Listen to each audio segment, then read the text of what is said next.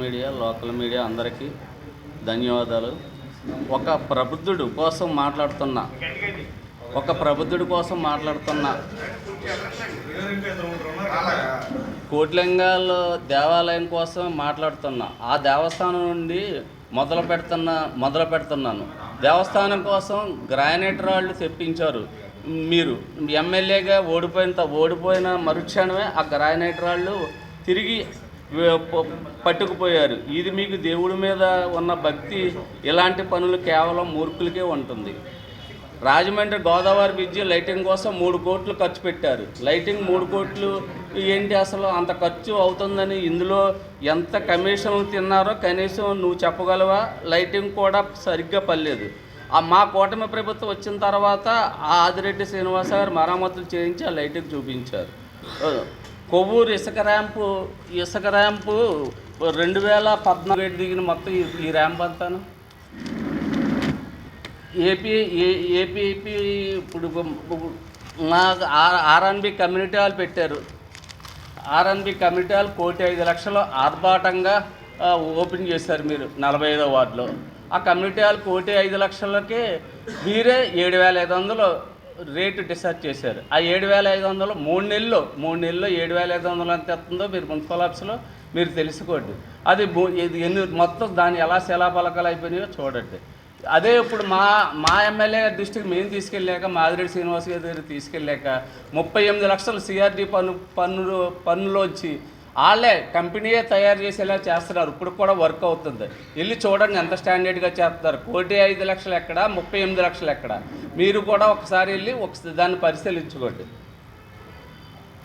భూమి అవకతవకలు రాజమండ్రి ప్రజలందరికీ తెలుసు. ఆ భూమిలో ఎన్ని కోట్లు ఇస్తారు?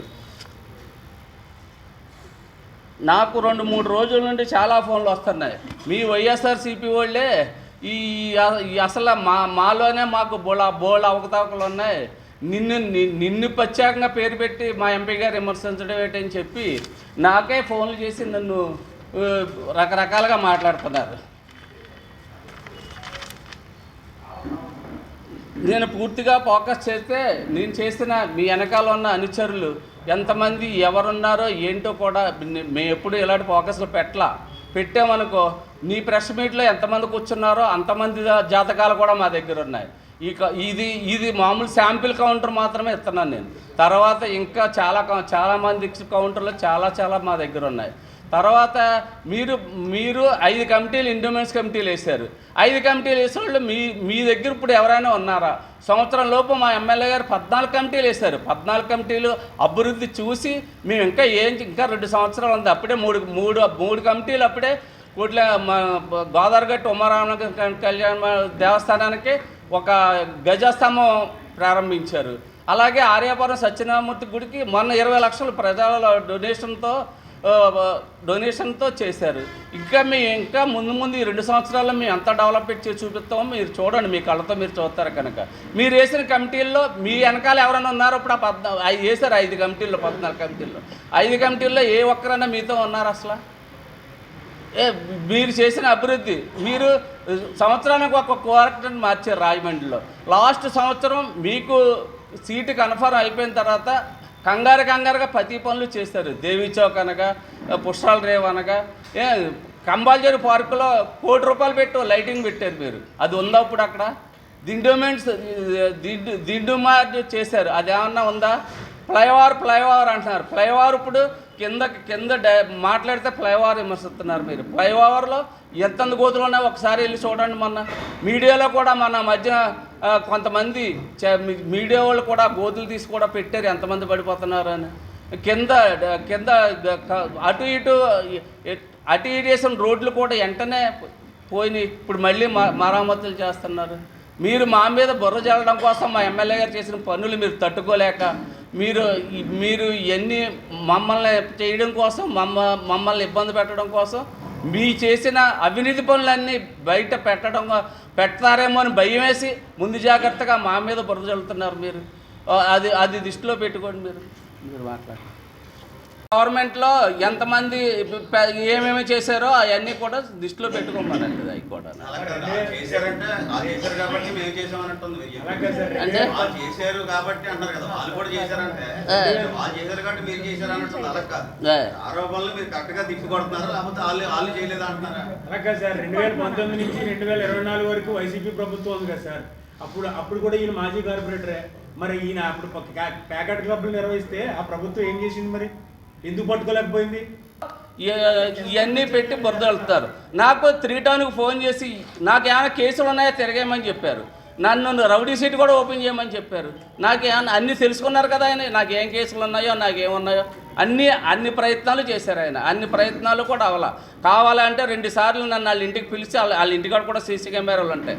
మా ఇంటికి ఎంతమంది వచ్చారో, రోజు ఎంతమంది పంపించారో, జగన్ గారు వచ్చి ముందు రోజు కూడా నా ఇంటికి 10 మంది వచ్చారు.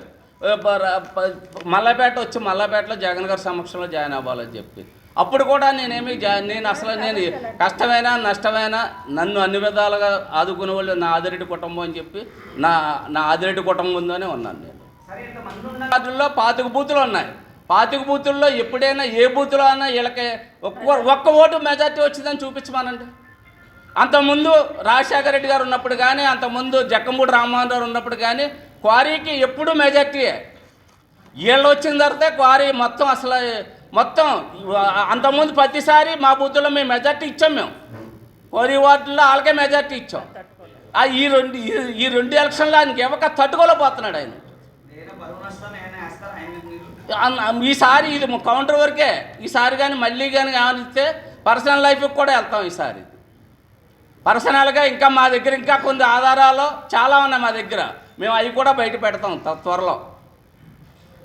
వాళ్ళ వెనకాల తిరిగి వాళ్ళు మొత్తం మేమేమి ఏ వాలంటీర్లని బాధ పెట్టలే, ఏ కుటుంబ సభ్యుల్ని బాధ పెట్టలేదు ఎప్పుడు కూడా.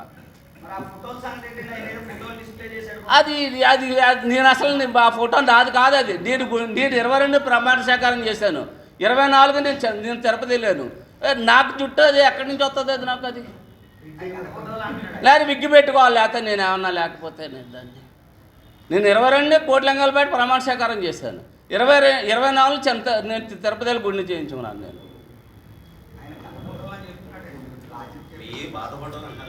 ఏంటంటే మరి అప్పుడు ఆ పాత ఫోటోలు ఉన్నప్పుడు అప్పుడే పెట్టచ్చు కదా. ఇప్పుడు లోకేష్ గారు వస్తున్నప్పుడు అది మేము అప్పుడే మీరు లోకేష్ గారు వస్తున్నప్పుడు మేము దాన్ని ఆయన తట్టుకోలేక ఇప్పుడు ఎందుకు పెట్టాలి? ఇప్పుడు మాట్లాడతారు. ఉదయం పొద్దుట 9 గంటలకే చలిని కూడా చూడకుండా కోరి మీద 4000 జనం వచ్చారంటే అది మా గొప్పతనం. మా 5 వార్డులు మా ఇన్ఛార్జీలు గొప్పతనం. మేము ఎప్పుడు ఏ మీటింగ్కి ఎవరిని ₹1 కూడా ఇచ్చి తీస్తారా? మేము అసలు డబ్బులు ఇస్తున్నా కూడా మీకు ఎవరో జనం రారు. మీరు వేసిన ఇన్ఛార్జీలు